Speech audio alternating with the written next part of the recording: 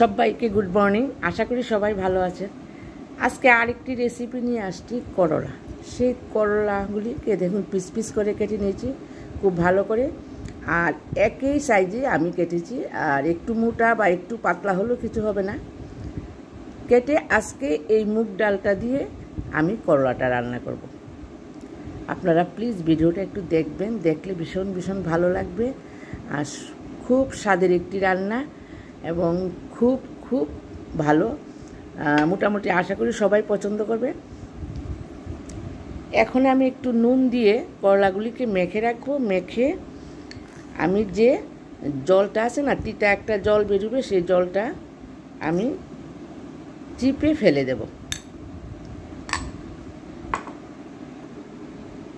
এখন এই পাত্রের মধ্যে নিয়েছি,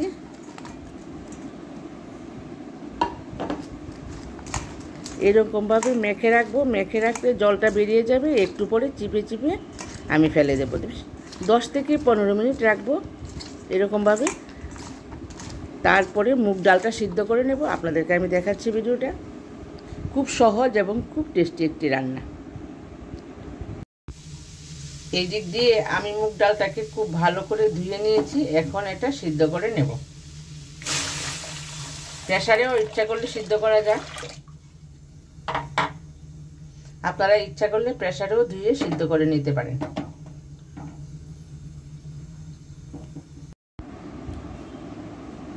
এই যে নুন মেখে রেখেছি, 15-20 মিনিট হয়ে গেছে। এখন চিপে চিপে জলটা ফেলে দেব,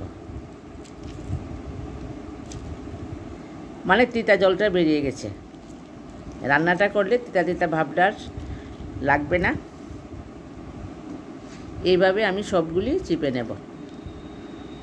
দেখুন দেখুন কতটা জল বেরিয়েছে, অনেকটা জল বেরিয়েছে। আর পুরো করলাগুলি আমি পরিষ্কার করে নিলাম, একদম জল টল ফেলে। এখন আমি এইগুলি ভেজে নেব। তেলটা গরম হলে আমি করলাগুলি ভেজে নেব।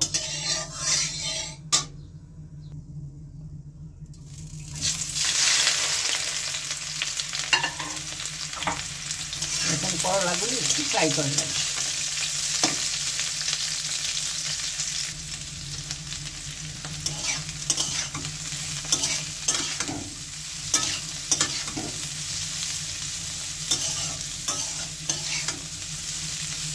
আমি ভেজে নিচ্ছি করলাটা। আপনারা ইচ্ছা করলে ফুরনেও একটু ভেজে নিতে পারেন।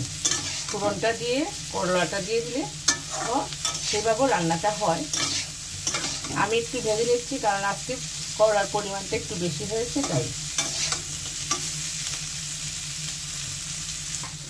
এইদিকে আমি ডালটা সিদ্ধ করে নিয়েছি, ভালো সিদ্ধ হয়ে গেছে। এখন এটাকে নামিয়ে নেব।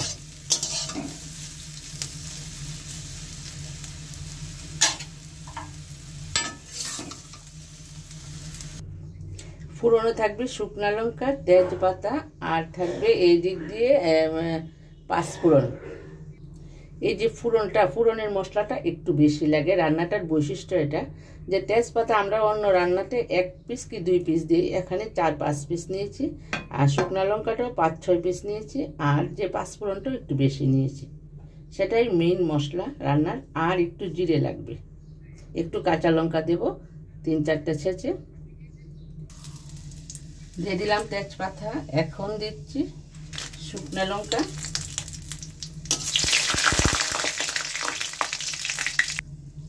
এখন সেই 5 ফোড়নটাও দিয়ে দিলাম। মশলাটা একটু ভাজা হলে দিয়ে দেব জিরের গুঁড়ো। এখন পড়বে সেই জিরের গুঁড়ো। পুরার আগে আমি একটু নেড়ে করলাগুলি দিয়ে দেব।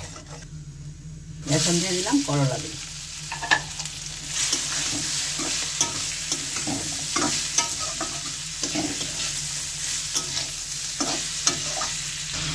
এখন দিয়ে দেবো সিদ্ধ করা সেই মুগ ডালটা।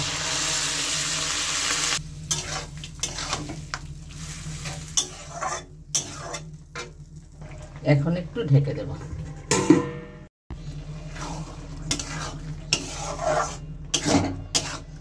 আর একটু ঢেকে দিতে হবে।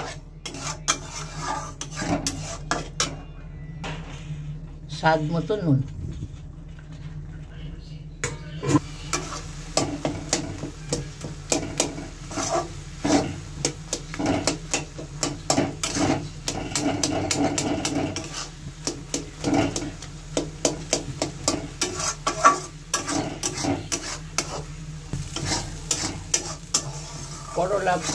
করলা বডিও বলতে পারে সেটাকে, আমরা করলা বডিও বলি, আবার করলা মুগ ডালের একটা লট বডিও বলি।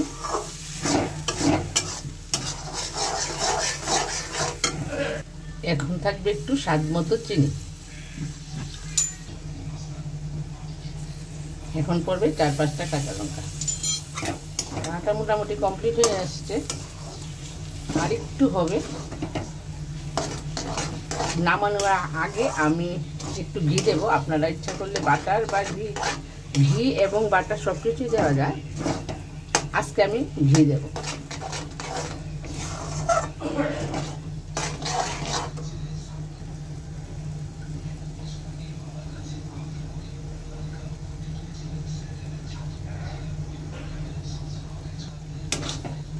আশা করি ভালো লাগবে। একটা লাইক দিয়ে অবশ্যই পাশে থাকবেন।